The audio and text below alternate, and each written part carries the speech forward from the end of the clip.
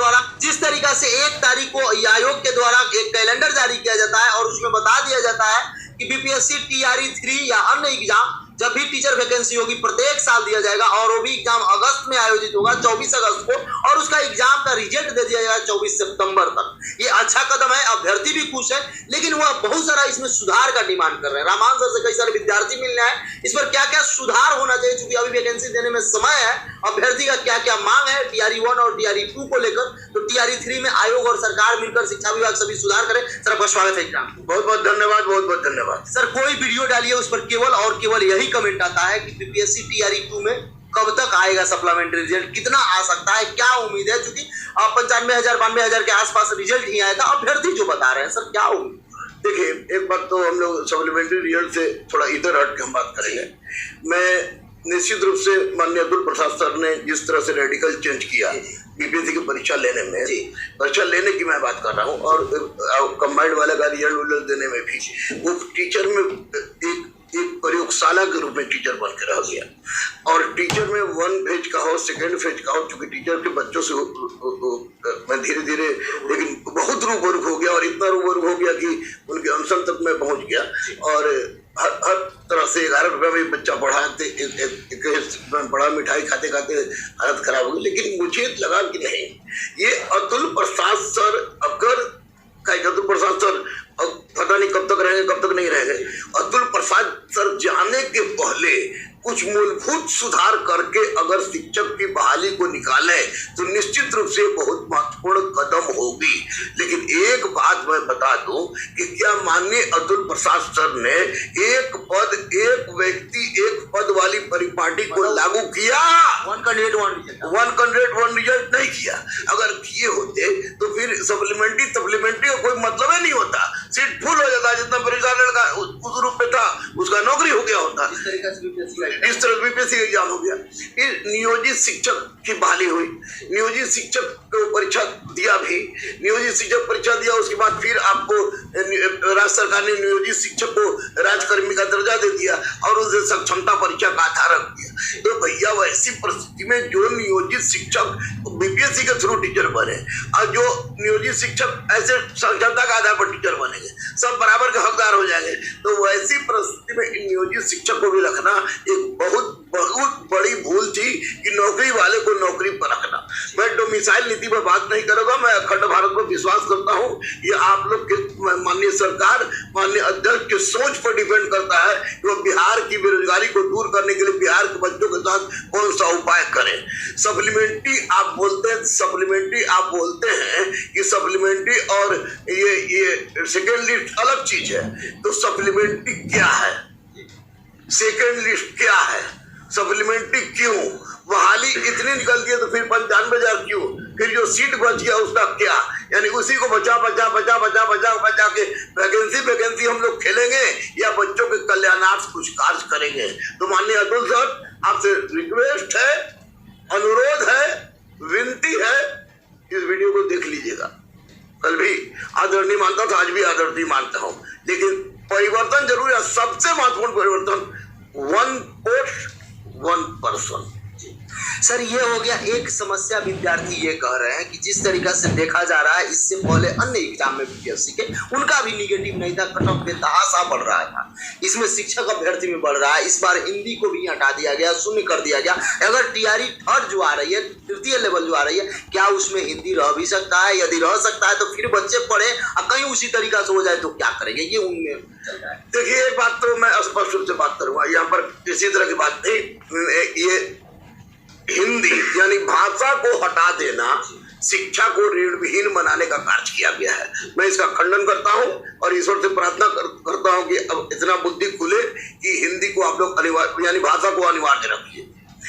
Cut off होना चाहिए, cut off नहीं होना चाहिए। तो हे प्रभु, 87% 97% कट ऑफ जाने का 100 पारी, व्हाट इज द खेला?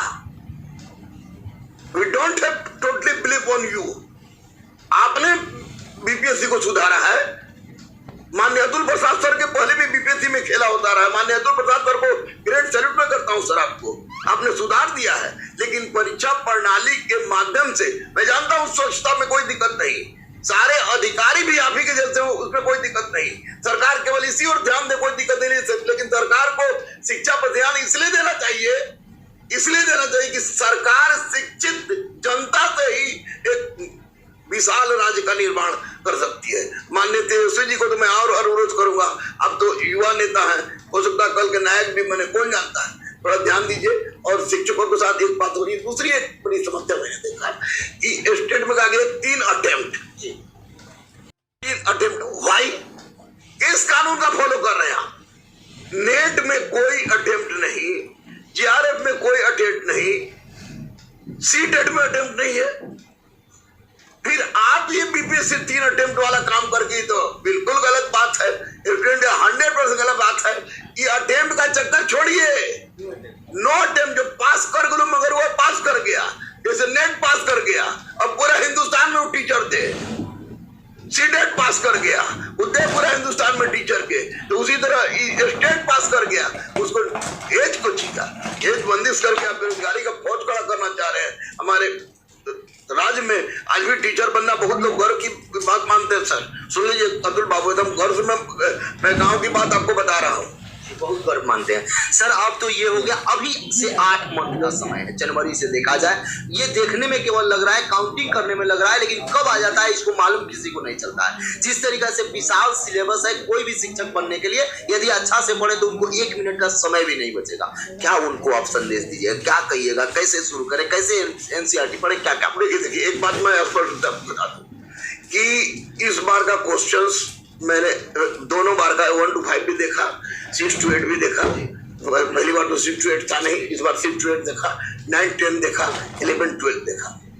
तो इन क्वेश्चनों को देखने के पश्चात 11, 12 में तो हमको यही लगा कि क्वेश्चन का जो स्टैंडर्ड था वो स्टैंडर्ड्स नेट के स्टैंडर्ड को टच कर रहा था, नेट के स्टैंडर्ड को टच कर रहा था। पूरा नेट किसा नहीं था, लेकिन नेट के स्टैंडर्ड को टच कर रहा था। इसका मतलब 11, 12 वाले जो भी बच्चे हैं, जो सब्जेक्ट को रखे हुए हैं, उनसे एक नम्र निवेदन है कि आप 11, 12 के सिलेबस का गहराई से अध्ययन कर लीजिए, गहराई से, नहीं तो पास नहीं कीजिएगा। SCRT NCERT